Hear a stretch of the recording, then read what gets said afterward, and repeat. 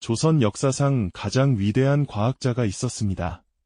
그는 하늘의 움직임을 측정했고 시간을 재는 기계를 만들었으며 비의 양을 측정하는 도구를 발명했습니다.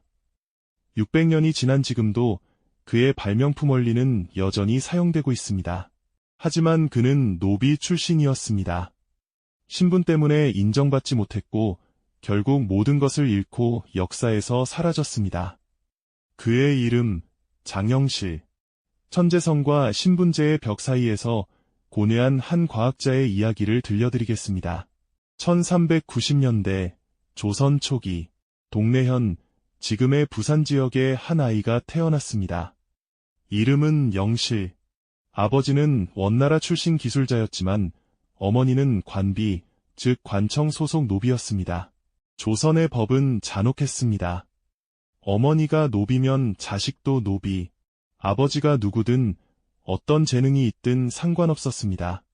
장영실은 태어나는 순간부터 노비였습니다. 하지만 영실에게는 남다른 점이 있었습니다. 손재주가 뛰어났던 것입니다. 어릴 때부터 부러진 물건을 고치고 없는 도구를 만들어냈습니다. 다른 아이들이 놀 때 영실은 물건을 분해하고 조립하며 시간을 보냈습니다. 이건 어떻게 움직이는 걸까? 왜 이렇게 만들었을까? 더 좋게 만들 수는 없을까? 끊임없는 호기심과 탐구심. 그것이 영실을 움직이는 힘이었습니다. 영실은 관청에서 일하는 노비가 되었습니다. 주로 각종 기구를 수리하고 제작하는 일을 맡았습니다. 비록 노비였지만 영실의 솜씨는 탁월했습니다. 다른 장인들이 며칠 걸려 고치는 것을 영실은 하루 만에 해냈습니다. 영실이 만든 물건은 정교했고 오래 갔습니다. 소문은 점차 퍼져나갔습니다. 동네에 손재주 좋은 노비가 있다더라. 무엇이든 만들어낸다더라.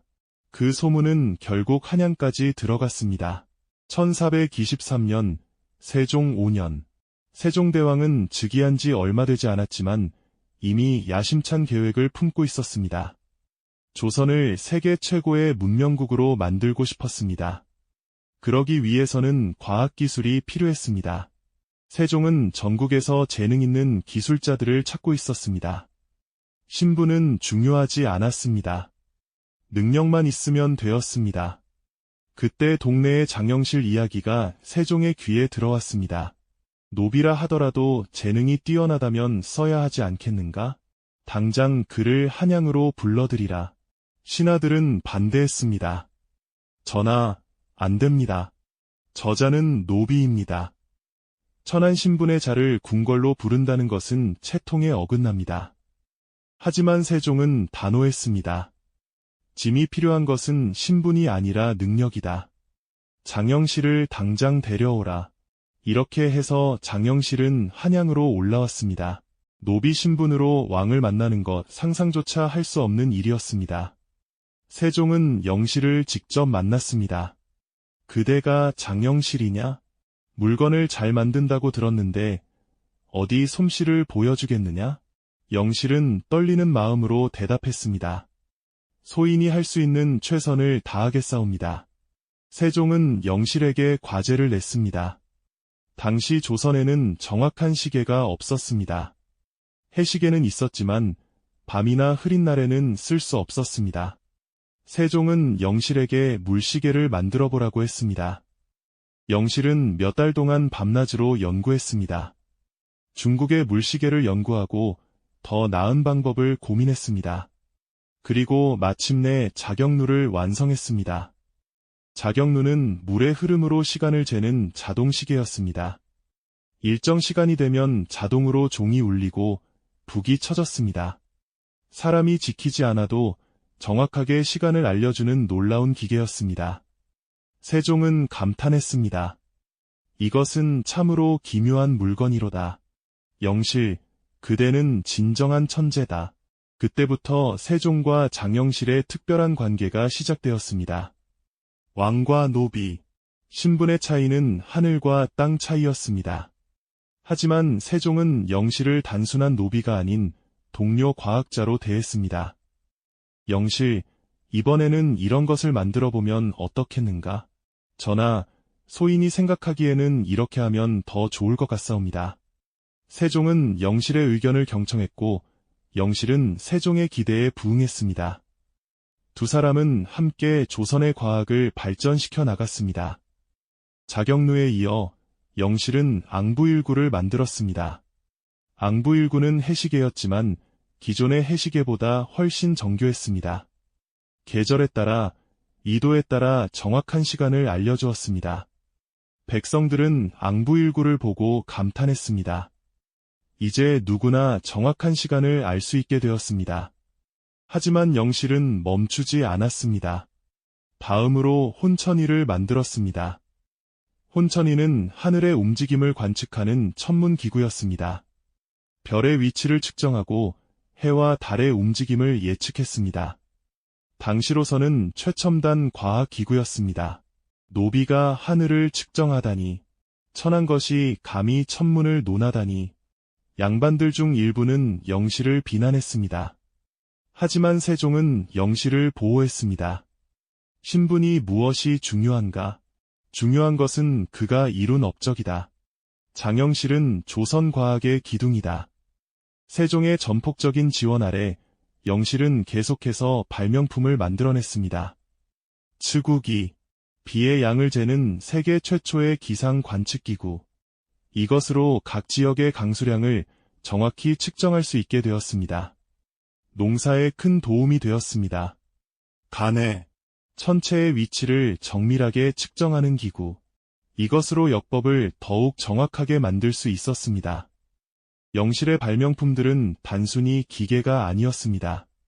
백성들의 삶을 개선하고 국가의 과학 수준을 끌어올리는 도구였습니다. 세종은 영실의 공을 인정하여 그의 신분을 높여주었습니다. 노비에서 벗어나 정식 관리가 되었습니다. 장영실을 호군으로 임명한다. 호군은 정삼품의 무관직이었습니다. 노비 출신이 정삼품 관리가 되다니 조선 역사상 유례없는 일이었습니다. 영실은 눈물을 흘렸습니다. 전하의 은혜 평생 잊지 못하겠사옵니다. 소인은 더욱 정진하여 전하의 기대에 보답하겠사옵니다. 하지만 신분 상승이 모든 문제를 해결해 주지는 않았습니다. 양반 관료들은 여전히 영실을 무시했습니다. 저자는 원래 노비였다. 아무리 높은 벼슬을 받아도 천한 피는 속일 수 없다. 전하께서 저런 자를 총애하시니 개탄스럽다. 영실은 이런 비난을 견뎌야 했습니다. 하지만 그는 일로 대답했습니다. 더 정교한 기계를, 더 유용한 발명품을 만들어냈습니다. 그렇게 20년의 세월이 흘렀습니다. 영실은 조선 최고의 과학자로 인정받았습니다.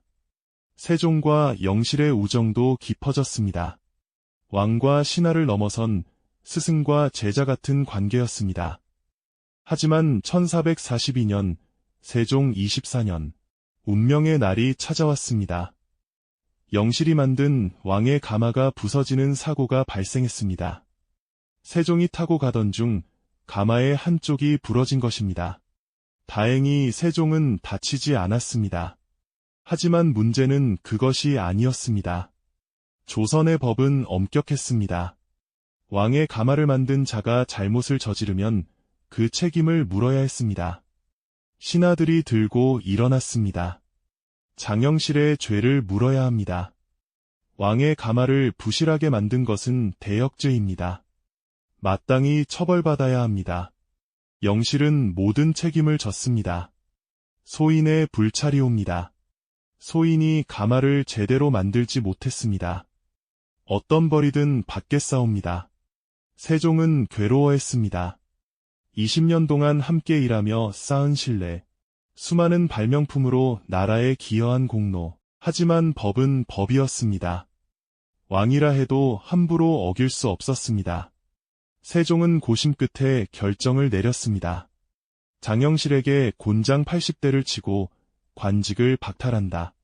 영실은 형벌을 받았습니다.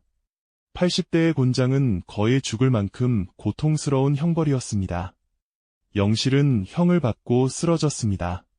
그리고 그것으로 끝이었습니다. 관직을 잃은 영실은 더 이상 왕을 만날 수 없었습니다. 더 이상 발명품을 만들 수 없었습니다. 조선 최고의 과학자였던 장영실은 그렇게 역사에서 사라졌습니다. 영실이 언제 죽었는지, 어디서 죽었는지조차 기록되어 있지 않습니다. 마치 처음부터 없었던 사람처럼 세종은 영실을 잃고 깊은 슬픔에 잠겼다고 합니다. 하지만 왕으로서 할 수 있는 일은 없었습니다. 법을 어길 수 없었고 신하들의 반발을 무시할 수 없었습니다. 결국 세종도 영실을 구하지 못했습니다. 장영실의 이야기는 여기서 끝입니다. 천재 과학자의 비극적인 마지막. 하지만 그가 남긴 것은 사라지지 않았습니다. 자경루, 앙부일구, 혼천해, 치국이, 간해. 그의 발명품들은 조선 과학의 기초가 되었습니다. 특히 치국이는 세계 최초의 우량계로 유럽보다 200년이나 앞선 발명이었습니다. 오늘날에도 그의 발명 원리는 사용되고 있습니다. 장영실은 죽었지만 그의 천재성은 살아남았습니다. 장영실의 삶은 우리에게 무엇을 말해줄까요? 그는 노비라는 최악의 신분에서 시작했습니다. 배울 기회도 인정받을 기회도 없었습니다. 하지만 타고난 재능과 끊임없는 노력으로 조선 최고의 과학자가 되었습니다. 세종이라는 이해자를 만난 것은 행운이었습니다. 하지만 그 행운도 신분제의 벽을 완전히 무너뜨리지는 못했습니다. 결국 영실은 단 한 번의 실수로 모든 것을 잃었습니다. 20년의 업적도 세종과의 우정도 모든 것이 한순간에 사라졌습니다. 왜일까요? 그가 노비 출신이었기 때문입니다. 만약 그가 양반이었다면 아마도 용서받았을 것입니다. 공로를 인정받아 가벼운 처벌만 받았을 것입니다. 하지만 그는 노비 출신이었고 그래서 버려졌습니다. 신분제의 벽은 그만큼 높고 두꺼웠습니다.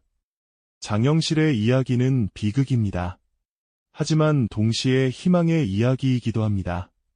그는 불가능해 보이는 것을 가능하게 만들었습니다.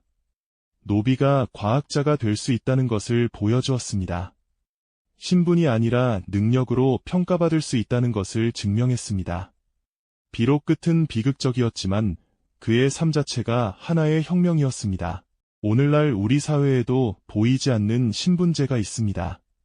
부모의 재산, 학벌, 출신 지역, 외모, 수많은 것들이 우리의 출발선을 결정합니다.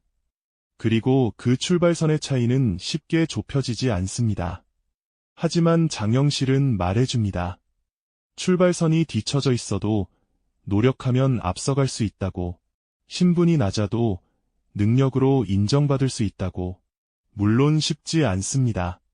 장영실도 20년을 노력했고 세종이라는 후원자가 있었습니다. 그럼에도 불구하고 결국 신분의 벽에 부딪혔습니다. 하지만 그가 이룬 업적은 사라지지 않았습니다. 600년이 지난 지금도 우리는 장영실을 기억합니다. 노비 출신 과학자가 아니라 조선 최고의 과학자로 기억합니다. 그의 발명품은 역사책에 길이 남았고 그의 이름은 과학의 상징이 되었습니다. 결국 역사는 신분이 아니라 업적으로 사람을 평가합니다. 장영실은 그것을 증명했습니다. 오늘날 우리는 장영실보다 나은 시대에 살고 있습니다. 법적으로 신분제는 사라졌고 누구나 노력하면 성공할 기회가 있습니다. 물론 여전히 불평등은 존재합니다. 하지만 장영실 시대보다는 훨씬 나아졌습니다. 그렇다면 우리는 무엇을 해야 할까요? 장영실처럼 끊임없이 배우고 노력하고 창조해야 합니다. 자신의 재능을 발견하고 그것을 갈고 닦아야 합니다. 그리고 기회가 왔을 때 놓치지 말아야 합니다. 장영실에게 세종이 기회였듯이 우리에게도 기회는 옵니다. 그 기회를 잡을 준비가 되어 있어야 합니다. 또한 우리는 세종처럼 되어야 합니다. 신분이나 배경이 아니라 능력으로 사람을 평가해야 합니다. 재능 있는 사람에게 기회를 주어야 합니다. 그것이 개인뿐만 아니라 사회 전체를 발전시키는 길입니다.